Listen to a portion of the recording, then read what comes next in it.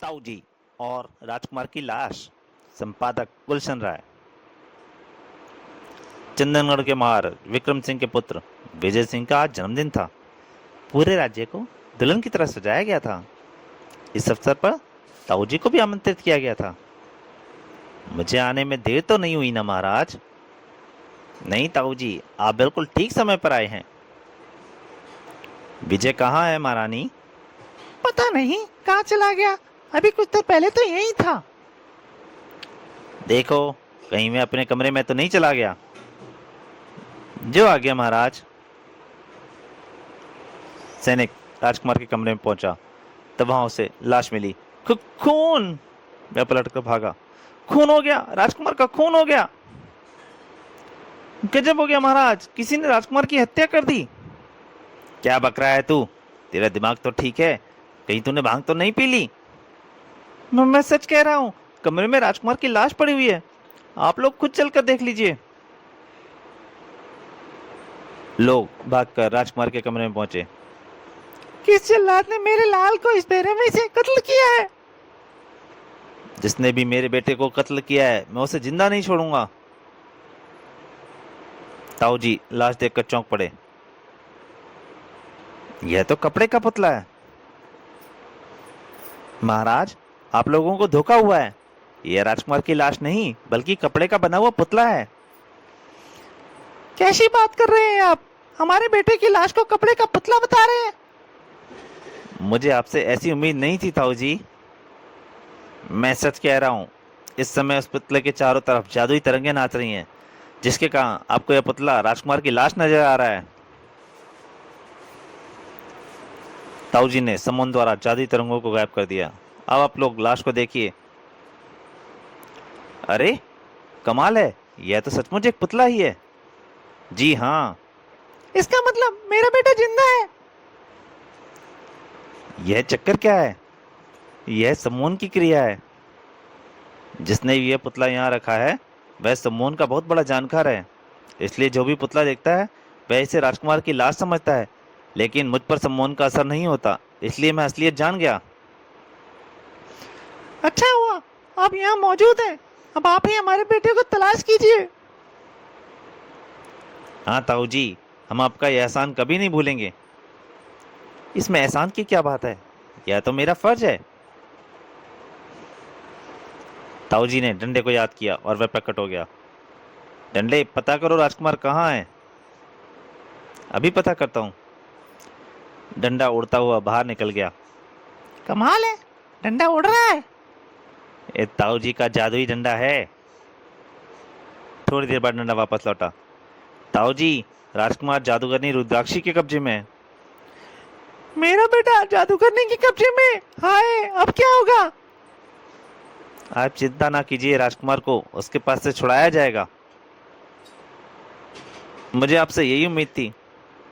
अच्छा, मैं चलता हूँ। अब राजकुमार को लेकर ही लौटूंगा। चलो डंडे।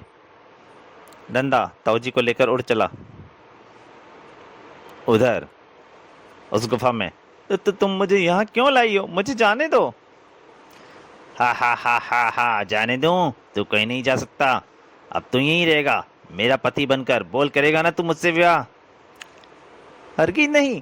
तुमसे विवाह करने के बजाय मैं मर जाना अच्छा समझूंगा। मूर्ख, अगर तुम मुझसे विवाह नहीं करेगा तो मैं तुझे अपनी जादुई शक्ति से इतना बदसूरत बना दूंगी, कोई लड़की तेरी ओर देखकर भी देखना भी गंवारा नहीं समझेगी।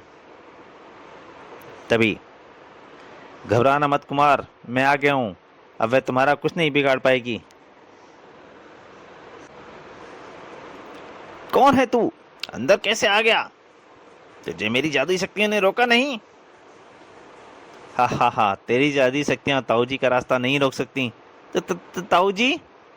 हाँ, अपनी खैरियत चाहती है तो राजकुमार को मेरे साथ जाने दे। चलो विजय। जैसे ही ताऊ जी विजय के साथ दरवाजे की ओर बढ़े, जादुई आग ने उनका रास्ता रोक लिया। तुम मेरे शिकार को इस तरह नहीं ले जा सकते ताऊ जी। अब क्या होगा ताऊ जी? हम इस आग को कैसे पार करेंगे? घबराओ मत। ताऊ जी ने अपने डंडे को आदेश दिया और डंडे से पानी की बौछार निकल पड़ी। निकलकर आग पर पड़ने लगी और आग बुझ गई। तेरा यह जादुई खेल मुझे नहीं रोक पाएंगे। अच्छा होगा मुझे राजकुमार को ले जाने दे। रुद्राक्षी ने हवा में हाथ घुमाया, फौरन उसके हाथ में एक तलवार आ गई। तू मेरे होने वाले पति को यहां से नहीं ले जा पाएगा। जादुई तलवार, खत्म कर दे इसे। डंडे, तलवार को संभाल। धड़ाक, डंडे और तलवार आपस में टकराए। ओह, मेरी तलवार नष्ट हो गई। अब तू भी मरने के लिए तैयार हो जा। डंडे, खत्म कर दो इसे। रुद्राक्षी पलट कर भागी, लेकिन डंडे ने उसे ज्यादा दूर भागने नहीं दिया। कुछ देर तड़पने के बाद रुद्राक्षी मर गई। ताऊ जी विजय को लेकर चंदनगढ़ चल दिए।